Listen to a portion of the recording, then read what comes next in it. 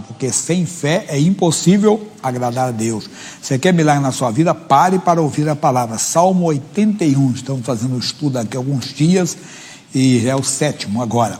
Versículo 10 em diante, Salmo 81, versículo 10. Ele começa dizendo assim, é um salmo de Asaf, não é o Davi não. Ele diz, eu sou o Senhor. Eu pergunto e você responde, Jesus é o seu Senhor? Todo mundo deve dizer sim, não é? Mas vamos verificar se isso está sendo realidade na nossa vida. Na carta aos Romanos, no capítulo 6, no versículo 16, Paulo diz assim, não sabeis vós que a quem vos apresentastes por servos para lhe obedecer, sois servos daquele a quem obedeceis. Se eu não obedeço o que ele diz, eu não sou servo dele. Eu posso ser frequentador da igreja, posso ser membro da igreja, posso ser pastor, entenda? Mas não sou servo de Deus. Servo é aquele que obedece a palavra. Quer dizer, como eu falei lá atrás, a porta, você deixa a porta, você não se fortalece, deixa a porta fraca e o inimigo entra com a mágoa, quando ele diz, não deis lugar ao diabo. Entra com uma revolta no seu coração, quando a Bíblia diz, nossa luta não é contra a carne e o sangue.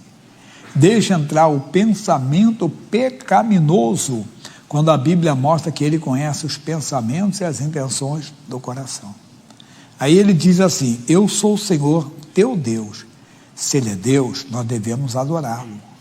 Quando o diabo buscou a adoração do Senhor, ele deu bem claro, ele citou o Antigo Testamento, mas no Novo Testamento ele citou, lá no livro de Mateus 4,10, por favor.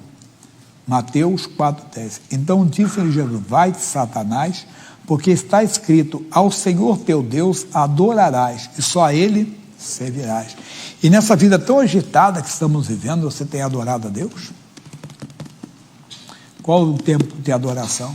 Todos os dias ele deve ser adorado, mas nós não adoramos. Estamos muito preocupados com a vida, estamos muito agitados, estamos andando inquietos, estamos andando, entenda bem, desassossegados. A vida está muito agitada e nós não prestamos. O Pai procura os adoradores, aqueles que o adorem em espírito e em verdade. E não estão, não temos tempo. Se perguntar a muitos, e a pessoa deve responder, nós estamos chegando na metade, estamos na metade do primeiro mês já. Parece que ontem fala, está chegando o Natal. Natal já passou, tem quase um mês já que passou o Natal. O tempo está voando. Tem que ter, ele é Senhor, ele é Deus. Como eu falei, se ele é Deus, ele é onisciente. Ele sabe quando eu olho para uma pessoa o que eu penso. Não brinca com ele. Você quer ter Deus na sua vida? Andarão dois juntos se não estiverem de acordo? Você está brincando? Como é que você vai andar com Deus? Ele é Deus, ele sabe o que eu penso, ele sabe o que você pensa. O Jó disse, eu fiz um concerto com os meus olhos quando olhar para uma virgem. Jesus foi mais amplo ainda, ele disse, qualquer que olhar para uma pessoa e desejá-la no coração, já cometeu prostituição com ela. É coisa séria, pessoal, porque estamos, e talvez não estamos alcançando o que deveríamos, porque ele não é o nosso Senhor, ele não é Deus.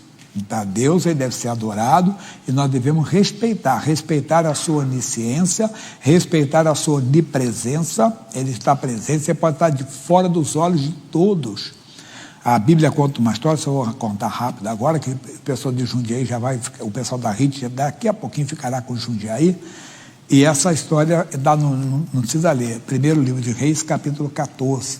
A Bíblia conta a história de um homem chamado Jeroboão. Esse homem foi um rei péssimo. Ele perdeu a oportunidade de ser como a casa de Davi. Ele praticou idolatria, foi repreendido, o homem de Deus mostrou que estava com Deus, mas ele continuou no erro. O filho dele ficou muito doente, o filho dele estava muito enfermo. Ele disse para a mulher dele, mulher, vai até um profeta chamado Aías, esse homem que falou a meu respeito, que eu seria rei em Israel, porque ele não era da casa de Davi, mas ele foi, porque o reino foi dividido, por amor a Davi, Deus deixou duas tribos, foi Benjamim e Judá, com a casa de Davi, e as outras ficaram com Jeroboão. Ele disse, mas você não vai, você vai se disfarçar, não vai como mulher do rei, como rainha, não. Você coloca umas trajes simples, leva bolo, leva mel, aquilo tudo, e consulta e pergunta o que vai acontecer com o menino. E ela foi. Quando ela chegou na porta da casa do homem, o homem já tinha recebido a revelação de Deus. Ele era um senhorzinho já de idade, a visão estava bem escura. E quando ela foi entrando, assim, quando ela estava na porta, ele falou assim: entra, mulher de Jeroboão. Já pensou, você coloca uma barba, coloca um boné, coloca um óculos para disfarçar, não são exemplos, né? Agora tem a máscara, né, e tudo. E a pessoa chegou: João, como é que vai? Como é que você sabe que eu sou o João? Deus me mostrou. Meu irmão, Deus vê todas as coisas. Então, será que ele é Deus? Nós estamos respeitando. Ele é Senhor, é Deus que te tirei da terra do Egito. A terra do Egito é a terra da escravidão. Ele nos tirou da escravidão. Ele nos tirou das mãos do inimigo. Paulo diz aos Gálatas, capítulo 5, versículo 1, a Bíblia diz: foi para a liberdade que Cristo nos libertou. Deus tirou você para a liberdade. Não é para você ficar nas mãos do inimigo, não. Paulo mesmo diz aos Colossenses 1,13 assim, olha o que ele diz: ele nos tirou da potestade das trevas e nos transportou para o reino do Filho do seu amor. Ele nos tirou, não quer ver, você tem que lembrar sempre disso. O profeta Isaías, no capítulo 51, versículo 1, olha o que ele diz: ouvi vós que seguis a justiça, que buscais ao Senhor, olhai para a rocha de onde fostes cortados, e para a caverna do poço de onde foste cavados. Porque nós devemos lembrar, um saiu do álcool, outro das drogas, outro da prostituição, outro da religiosidade, outro da confusão, entende? Era místico, outro era incrédulo, não conseguia crer. Todos nós temos que lembrar sempre disso, que agora nós temos um Senhor, nós temos um Deus, e as pessoas no mundo devem notar que estar com Cristo é incomparavelmente melhor. Então é isso que o Asaf está falando para nós. Aí ele vai dizer: abre bem a tua boca e te encherei. Como assim abrir a boca?